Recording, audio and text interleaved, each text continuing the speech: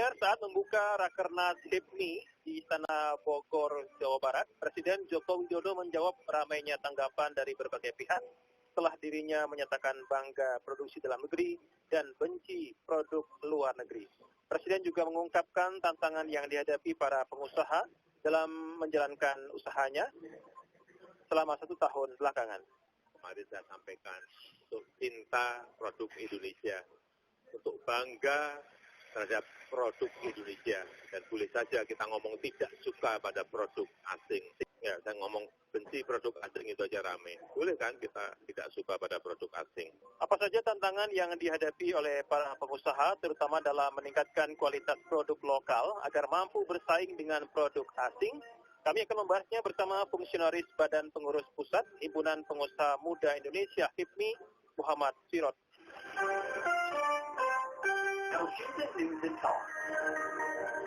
Pak Sirot, sebagai pembuka saya ingin tanyakan dulu tanggapan Bapak tentang apa yang disampaikan oleh Pak Presiden Jokowi. Ya, Mas Niko, makasih kesempatannya ini. Oke.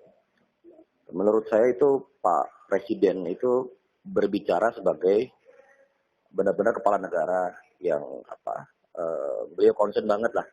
Karena kan ini saya baca berita Abangda Muhammad Lutfi kan menyampaikan data mengenai bagaimana salah satu negara kuat lah di dunia ini menggunakan big data. Dia mempelajari trading fashion di Tanah Abang ya.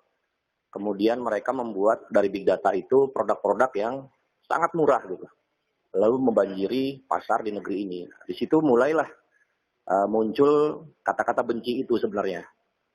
Jadi sebenarnya itu Pak Kepala Negara itu sedang membela kita, artinya beliau jadi benci dengan perilaku yang seperti itu. Karena itu kan ibaratnya ini UKM Mas, UKM ya kan memajukan industri sendiri, perputaran di Tanah Abang itu kan besar sekali ya. Itu akan terhantam dengan cara-cara seperti itu gitu kan, dengan cara dumping segala macam. Nah ini yang menjadi concern Pak Presiden, sehingga beliau perlu selain kami para pengusaha juga memajukan kualitas produk agar kompetitif, tapi sebagai negara mereka mungkin beliau mengajak kepada seluruh aparat negara gitu untuk mulai membenci gitu kan. Artinya keberpihakan itu harus jelas gitu. Ya, sebagaimana yang dicontohkan juga oleh para pejabat kita sekarang kan sudah ngetren ya Mas ya. Pakai sepatu cat gitu ya. Seperti Pak Erick Thohir. Ya kan? Sudah sering sekali lah Bang Sandi itu bukan sekali dua kali saya kira ya menyampaikan atau menggunakan produk-produk yang kami yang masih memulai bisnis ini mencoba menggunakan brand tanpa memungut misalnya sebagai brand ambassador gitu Mas.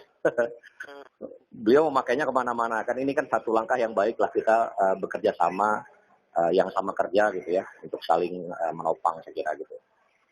Jadi yang terjadi saat ini Pak Sirot, memang produk-produk luar ini membanjiri Indonesia dengan harga yang super murah ya, yang memukul produk lokal ya? Ya, itu ada salah satu insight dari Bang Muhammad Lutfi ya, Pak Kemendag kita gitu menyampaikan. Saya sendiri tidak terlalu paham di industri mana gitu ini terjadi gitu kan. Cuman beliau menyampaikan di satu sisi itu sehingga keluarlah statement Pak Presiden seperti itu gitu. Saya kira untuk beberapa segmen kita punya kok Mas banyak produk-produk yang istilahnya kuat secara komparatif dan kompetitif gitu ya. Itu kalau memang mau bersaing memang kita harus fokus sih. Tidak bisa jack of throat gitu ya. Semuanya kita bisa provide gitu bersaing ya. Kita mana yang komparatif kita unggul ya kita masuk ke sana gitu. Dan saya kira pemerintah sih sekarang sih sudah kelihatan sih saya lihat fokusnya di mana. Contoh misalnya kopi lah ya. Kopi ini industri yang pohon industrinya dari hulu ke hilir kan bagus nih.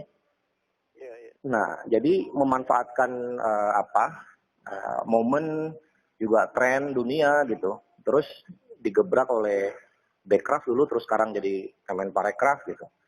Sehingga orang yang modalnya mulai dari puluhan juta sampai miliaran bisa masuk ke industri ini gitu. Dan industri untuk pengelolaan. Mungkin masih ingat ya Pak Jokowi dulu pernah bilang fakultas kopi ya mungkin ya. Terus banyak diluruskan oleh para pemuka pendidikan. Maksudnya itu ya memang vokasi-vokasi atau sekolah-sekolah yang memang menunjang orang untuk ke industri yang sudah sedang berkembang gitu. Nah sekarang kan barista yang lomba-lomba bagaimana menyeduh kopi yang baik, menjaga kopi yang baik, bikin kopi spesialty itu seperti apa gitu ya. Terus mesin-mesin pendukung kopinya sekarang kan mulai banyak nih Mas, bertumbuhan Mas. Iya, betul. Ya ini satu contoh, satu produk saja ketika nasional itu concern gitu, itu luar biasa. Dan saya sendiri ini sedang di warung kopi ini, satu di Tumbuh di mana-mana ya? Tumbuh di mana-mana. Saya sendiri mengelola kafe. Di situ saya pasang mural ya. Teman-teman saya yang punya industri kreatif untuk pasang mural, dia jadi dapat rezeki kan gara-gara itu. Terus yang katakanlah furniturnya, ya kan lukisan-lukisan di dalamnya gitu. Belum yang misalnya digital designers kalau dia mau promote digital marketing lewat Instagram, lewat Facebook gitu kan. Itu semua tumbuh. Hanya dari satu produk yang secara komparatif kita unggul, tumbuh di negeri kita gitu, dan kompetitifnya kita unggul. Wah ini luar biasa gitu. Jadi satu kekuatan. Ya ini balik ke backward dan forward industri sih Pak. Jadi hulu ke hilir ya. Baja misalnya kan. Kita akan sulit bertanding dengan katakanlah Cina dan India misalnya. Karena memang di hulunya mereka sudah kuat. Nah sekarang kan ada concern dari pemerintah, misalnya Krakatau Steel ya. Ada teman-teman saya juga yang jadi komisaris di sana gitu. Sekarang dikuatkan dulu di hulunya gitu. Karena apa? Karena ya semua peralatan yang di hilir, yang membutuhkan besi, baja, itu kalau hulunya nggak murah gitu ya, kita nggak kompetitif, ya sulit Pak mau bangun industri apa aja gitu kan. Akhirnya misalnya kita mau bikin infrastruktur, bikin jembatan besi misalnya, ya mereka akhirnya import kan. Karena misalnya biaya logistiknya sekarang justru lebih murah misalnya dibanding dengan dia beli di dalam negeri. Itu contoh. Jadi harus ada menurut saya backward industry dan forward industry. Jadi hulu ke hilirnya itu harus kuat gitu. Dan itu mungkin nggak semua harus dipegang oleh negara ya. Tapi hal-hal yang sifatnya industrinya strategis ya harus dipegang gitu. Harus dipegang oleh pemerintah mau nggak mau gitu. Kenapa produk-produk asing relatif bisa lebih murah dari produk-produk kita? Saya kira nggak seluruhnya begitu ya Mas ya. Saya kira nggak seluruhnya begitu. Cuman memang kalau sudah efisien gitu ya. Sekarang ini trennya gini. Jadi kita ini semua pabrikan itu sudah punya filosofi atau sudah menggunakan global supply chain ya. Jadi saya misalnya pegang satu brand katup air nih Pak dari Austria ya.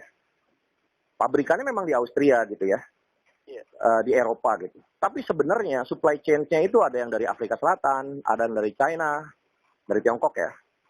Terus dengan supply chain yang bagus, dirakit di sana, akhirnya baru diekspor.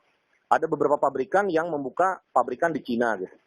Nah sistem supply chain ini yang jadi rantai pasok seluruh dunia sehingga mereka ujung-ujungnya lebih efisien dengan sistem logistik gitu. Memang negara kita itu kan punya keterlambatan ya Pak dari infrastruktur. Tapi kan jangan khawatir. Sekarang dengan adanya infrastruktur di mana-mana kemarin di 5 tahun kemarin misalnya, kita berharap keterlambatan itu akan tertutupi gitu loh. Nah cuman tadi kalau hanya sekedar katakanlah infrastruktur tapi juga tidak dibarengi dengan mentalitas atau militansi yang Pak Presiden ajak tadi gitu. Saya kira akan berat gitu ya. Karena orang akan jadinya, ya sudahlah kan yang lain lebih murah gitu lah, pakai produk itu aja deh gitu kan. Jadi nggak ada militansi gitu loh di internal gitu. Nah saya sekarang melihat ada spirit itu lebih kuat lagi untuk menggunakan produk lokal, untuk membela pengusaha-pengusaha lokal, dan pengusaha lokal juga tertantang untuk nggak malu-maluin gitu loh Pak. Oke, kalau misalnya gua kualitasnya katakanlah lebih bagus, lebih mahal oke. Tapi kalau misalnya dengan volumenya saya naikin, saya bisa lebih murah nggak nih gitu. Jadi ada pertanyaan-pertanyaan yang arahnya tuh competitiveness gitu Pak. Jadi effort untuk itu selalu terbuka Pak, saya kira ya. Untuk bekerja ke sana selalu terbuka di bidang yang manapun yang akan kita masuki gitu. Dan arahan Tum Maming kami dari ini kebetulan saya di bidang 8, di bidang infrastruktur, pembangunan desa dan ATR BPN agraria. Arahan dari Tum Maming ini kan kita harus concern dengan teknologi sekarang Pak. Jadi dari pencetus pendiri HIPMI Ayahanda Abdul Latif, itu kita harus sekarang mulai memikirkan atau benar-benar memaksimalkan teknologi. Siapa yang mau ngasih teknologi sekarang, siapa yang mau ngasih bisnis gitu. Nah contoh kasus yang Pak Muhammad Lutfi bilang tadi, bayangkan satu market Tanah Abang dengan big data dia kuasai, ketahuan warna mana yang paling laku gitu Pak, bahan mana yang paling laku, cara bikinnya bagaimana yang paling murah, akhirnya dibikin satu industrinya di Cina. Akhirnya bisa habis itu marketnya gitu. Ini udah bukan satu pertarungan yang sederhana lagi gitu. Jadi negara harus ikut membantu dan itu memang makanya Pak Presiden muncul kata-kata benci itu saya kira. Dan ini kita harus mulai bangkit bareng-bareng lah gitu. Saya kira itu sih Mas. Ya. Sebelum melanjut saya bacakan satu WhatsApp dari Pak Eliezer Marumbono. Menurut Pak Eliezer ini, Pak Jokowi sudah benar. Kami rakyat Indonesia mendukung pernyataan Pak Presiden. Masalah kalimat benci saja diributin. Giliran pemerintah membebaskan produk asing, dibilangnya pro asing. Ya. Baik, terima kasih ya Pak Eliezer. Pak Sirot, kembali ke produk lokal. Sebetulnya dari segi kualitas, saya sih juga yakin ya bahwa kita juga bakal lebih baik dari asing, Pak Sirot ya. Iya, jadi sekarang ini ada istilah di pengajian nih Mas, asobiah disebutnya nih. Asobiah ini ngerasa diri kita lebih baik dari kelompok lain lah, produk kita. Jadi misalnya gini, ini beli dari kelompok kita nih gitu. Sekarang ini nggak bisa dengan mentalitas seperti ini sebenarnya. Oke, kita senang lah Pak Presiden, negarawan semua, pemimpin-pemimpin kita ngebela. Tapi kita sebagai pengusahanya, atau rakyat penggunanya gitu, itu harus mulai sekarang ya fairness gitu.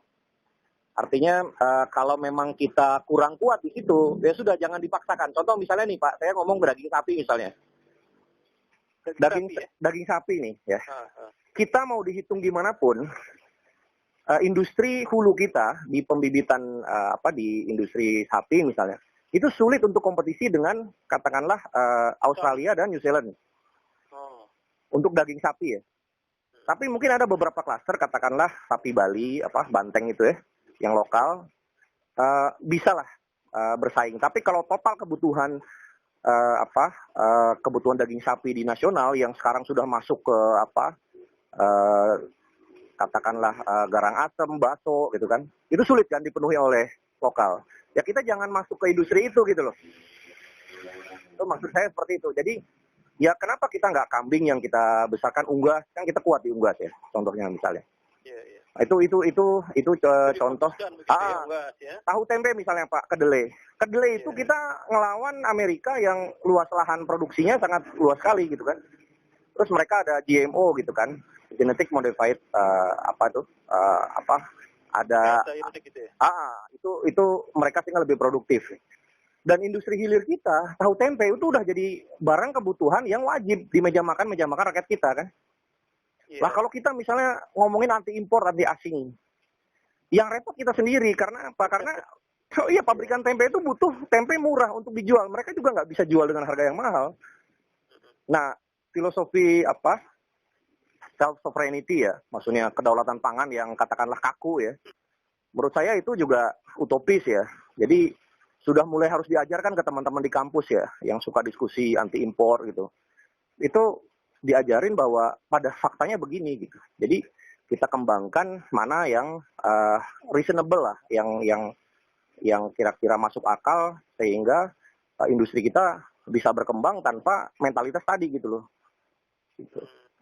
Ya bukan berarti jelek Pak, maksudnya anti asing itu maksud saya, tapi juga kita juga ngukur kadar juga, karena kita nggak bisa hidup juga tanpa asing kan. Betul, realistis lah gitu.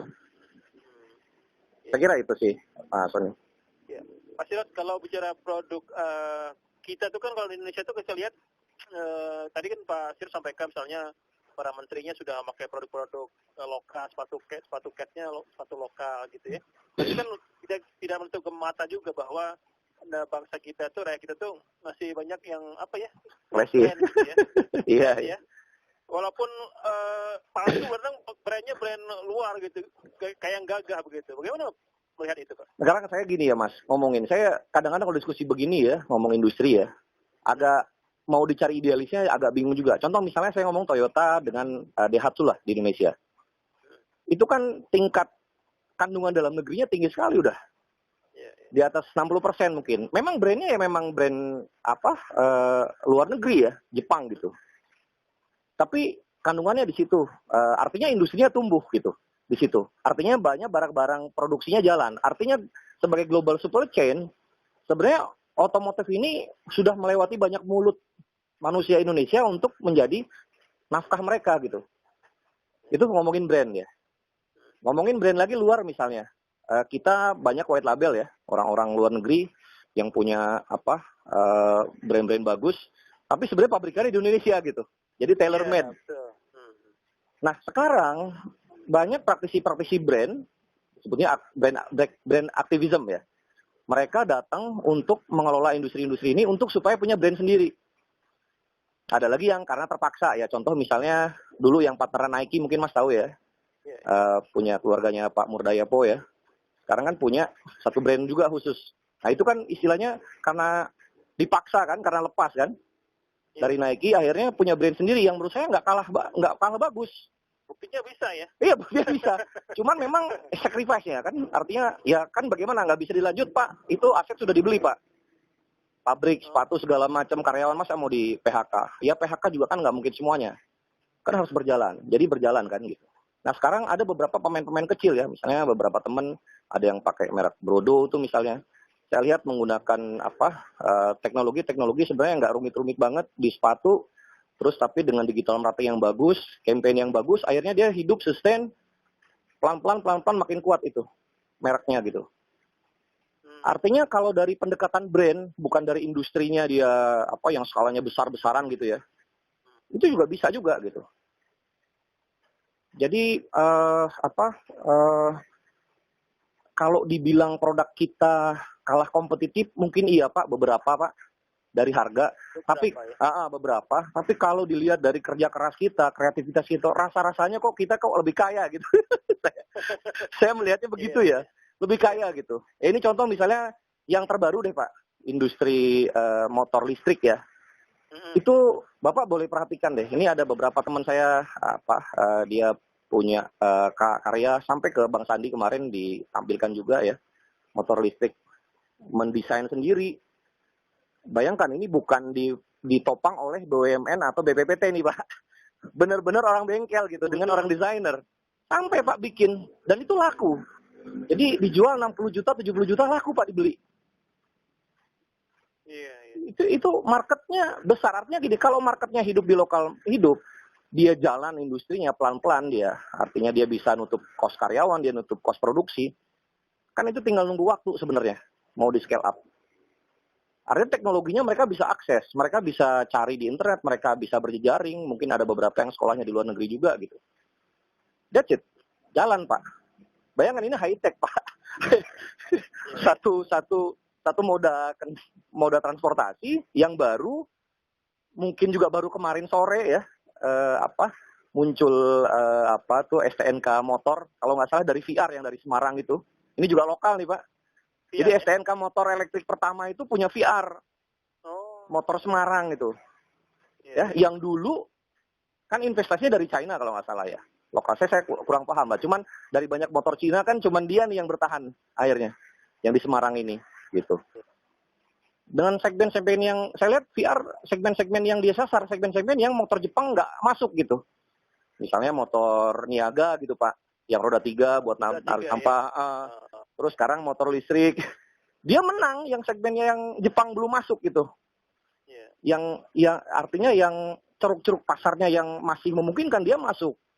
Sehingga di situ tidak ada kompetisi yang ibaratnya kalau kata pakar branding itu red ocean, hiu makan hiu gitu. Saingannya udah parah, udah ketat gitu. Bisa Pak, bisa kita. Saya kira itu sih. Saya bacakan satu WA dari Ibu Naomi di Pamulang. Menurut Bu Naomi, barang impor jadi lebih murah dari produk lokal. Karena kalau kita pakai komponen impor, komponen itu semua kena pajak. Bahan kulit sepatu impor yang sudah disamak tinggal dipotong, sampai di sini harus dikarantina lagi. Terima kasih ya Ibu Naomi. Sirot, terakhir sebagai penutup, apa tantangan yang dihadapi para pengusaha kita untuk bersaing dengan produk asing, Pak?